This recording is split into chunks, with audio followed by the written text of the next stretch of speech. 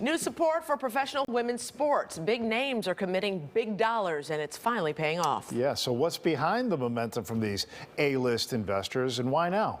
Julie Unruh takes a closer look. What do these people have in common? Natalie, over here, right in front. These famous faces and accomplished actors and athletes are suddenly gambling on women's professional sports. Bright lights and brighter stars. This is the place. This is the time. In California, celebrity names like Jennifer Garner and Natalie Portman, they're backing Angel City FC of the National Women's Soccer League. In Washington, it's the daughters of former presidents supporting female soccer. And here in Chicago, an investment group cashed in last month when the Chicago Sky finally scored the championship title after more than 15 years in the WNBA. Chicago! It was a long time coming. When this season began, we had 5 major sports in Chicago. Now we have 6. Lester Munson is a veteran Chicago sports writer with more than 32 years with Sports Illustrated and ESPN. The win, that trophy, all signs support for women's sports is changing here too. The people who own the Sky had a vision, they had money, they had patience, and now they've had success. Absolutely, from day one, the dream was to win a championship. Michael Alter owns the Sky. He says since the win on October 17th, disinterested sponsors are suddenly calling him. And ticket sales for next season have already doubled.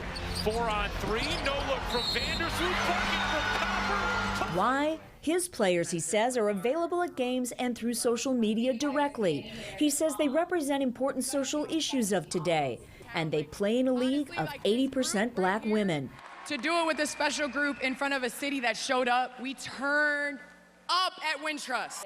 And here's something you don't often see. Sue Bird is playing the game at 41.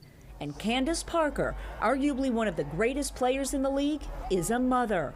All of those solid reasons for Alter to get the team off the ground originally. Players are accessible, relatable, diverse, and more than capable of competing as well as the men do. Women are powerful, smart, inspiring, and not afraid to speak their mind and to be out front on issues. Tom Brady himself, in the midst of celebrating a Super Bowl, they'll ask which one's his favorite, and he'll say the next one. Sarah Spain is a powerful women's voice in sports. As an ESPN sports reporter, radio host, and writer, she invested in the NWSL's Chicago Red Stars a year ago and says the valuation of the team has doubled since she got in the game. So when I had an opportunity, not just to cover it and talk about it and bring awareness, but to say that I believe in it enough to put my money into it and to try to be a part of actually making it even bigger and better than it already is, it felt really like a no-brainer to me. Spain says the league is still so young.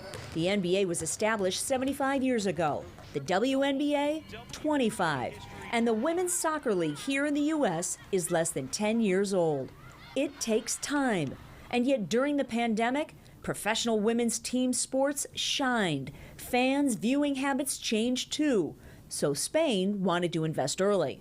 During COVID, almost every single men's sport ratings went down. WNBA and WSL ratings went way up. But the founder of sports media platform Just Women's Sports isn't surprised. I do think in the pandemic, if we can find a silver lining here, sports went on pause. And sort of for the first time, it was quiet in sports, and the NWSL was the first league back. The WNBA was one of the first league backs. And all of a sudden, people that were missing sports were giving it a chance. We're wanting to tune in. We're wanting to seek it out and saying, hey, this is pretty good. These women can ball. As a result, ratings and branding all getting a bump. And they're finding that across the board, especially in the younger generation. Generation X people, millennials, everybody younger than that, they care very much about where they spend their dollars and which brands they align with. So women's sports and the ideas and social issues that it aligns with is a massive opportunity for those brands. They all agree traditional American sports media is still struggling to make the transition when it comes to covering women's sports. Here in Chicago, we have 8 writers assigned to the Chicago Bears we have nobody until they started to win assigned to the Chicago Sky and nobody assigned to the Chicago Red Stars. To that end, the Sky's owner is willing to make a prediction. What we're going to see in 10 years is that it's just all the professional sports, and people will talk about the WNBA and in the same way that they talk about the NBA, the MLS, NHL, whatever, and not as some separate sort of niche kind of category. This is really just the beginning. It is just continuing to build. The numbers are getting bigger every year. And now just imagine with, real investment, real media coverage, real attention, how big this space could get. And I just think it's going to be massive.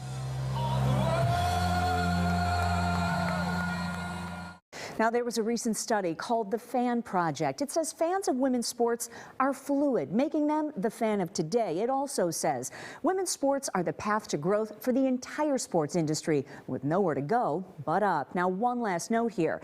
If the Chicago Red Stars beat the Washington Spirit this weekend, it would be the team's first NWSL championship title, making it the 7th major sport in Chicago this season. Julie Unruh, WGN News.